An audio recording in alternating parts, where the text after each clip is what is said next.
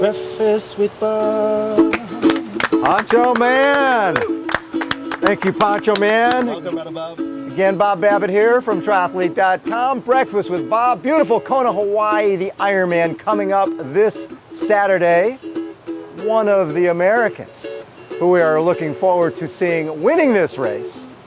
Please give it up for Tim O'Donnell.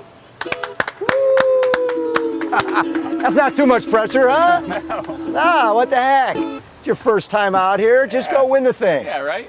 Wait. You went to Texas. What was your time in Texas? Your first ever Ironman? First one, 809 in Texas. So here, just a little bit faster, or about the same. You'll be good. Just going for a personal best. That's all. That's awesome. What did you learn from that first one, the first Ironman? My first Ironman, it was a real big learning experience. I was very controlled and patient on the bike. I didn't really know what to expect. Yeah.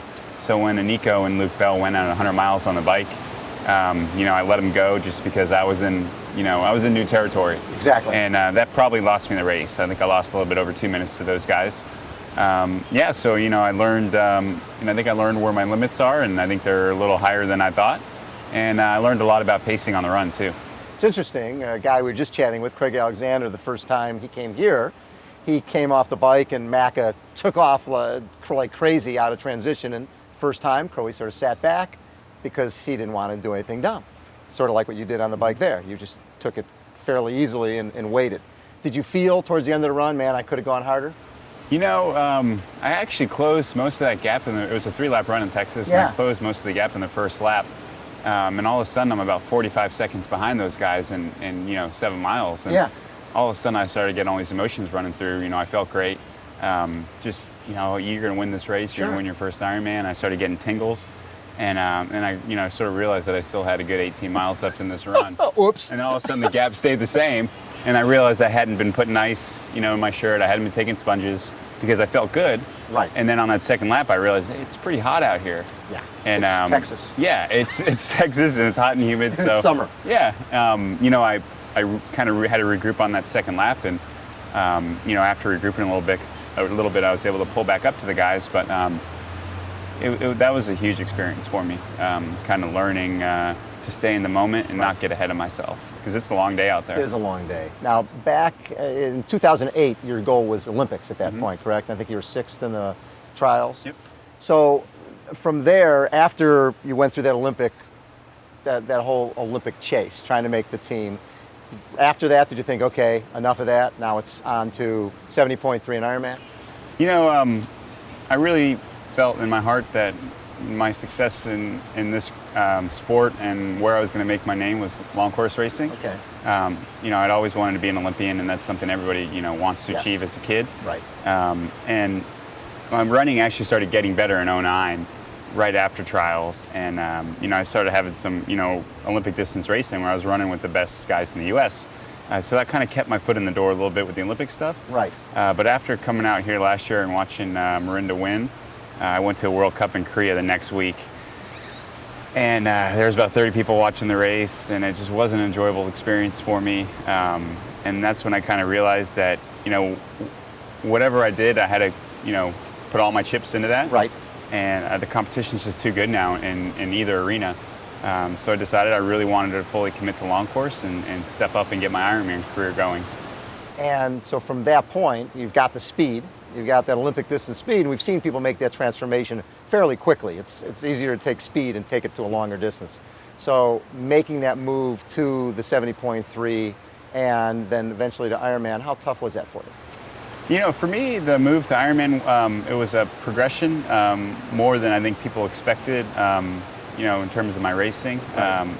I've been building up my training over the years with Cliff English, and last year I did the IT Long Course Worlds, which was about a 3/4 Ironman distance race. So for me, that was kind of a nice step up to the full distance stuff. And I think if you prepare yourself properly, your first Ironman can be successful. And Crowy showed that, Rennie showed that, and I think my performance in Texas kind of showed that as well. What are your expectations here? I've really had a great training block. I feel really fit. I think, my fitness level is up for contention with anybody in this race. Yeah. But I'm a rookie, and there's a lot of other variables in this race. and I'm fully aware that it's going to be a learning experience. I'd love to be top 5, top 10, but I think if I can put together the other pieces on my first shot, which it will be tough, I think I can be up there. What have you learned from watching Mirinda go through this process from, becoming the Ironman world champion, and how it changed the perception of Mirinda Carfrae, winning the most important event in the sport? It's unbelievable that everything that comes to this race, and just seeing how people respond to Mirinda now it's unbelievable. And she was a true professional in everything she did, and I learned a lot just from watching her and her preparation. And she's very meticulous, and when it's time to get going, she's very focused. But another time she's a lot of fun and laid back. So she's got a great balance and perspective, and it's just been a joy to watch her succeed like she has, and she will keep on doing. And what did you learn last year? You were in a car watching the race. What did you get to learn about this event from that vantage point? Being out here the last 2 years, particularly last year when I was on the course in the car, it was almost like getting a free lesson with the race.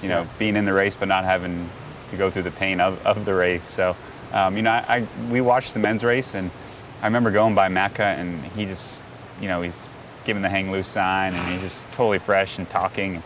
And when I saw that right there, I said, he's going to win. You could tell that he was in control. And it's amazing seeing the main pack of guys coming down the Queen K. Everybody looked great. Yeah. Coming down back onto the Queen K, it looked like a death march. It does. Absolutely. And you mean when they're running? No, on the second part of the bike. Yes. Got blown apart. And just the people that looked great all of a sudden looked horrible. And for me, that was an eye-opener, just to see the way the race gradually starts to unravel. And you've spent some time here. You've been riding the course, running the course.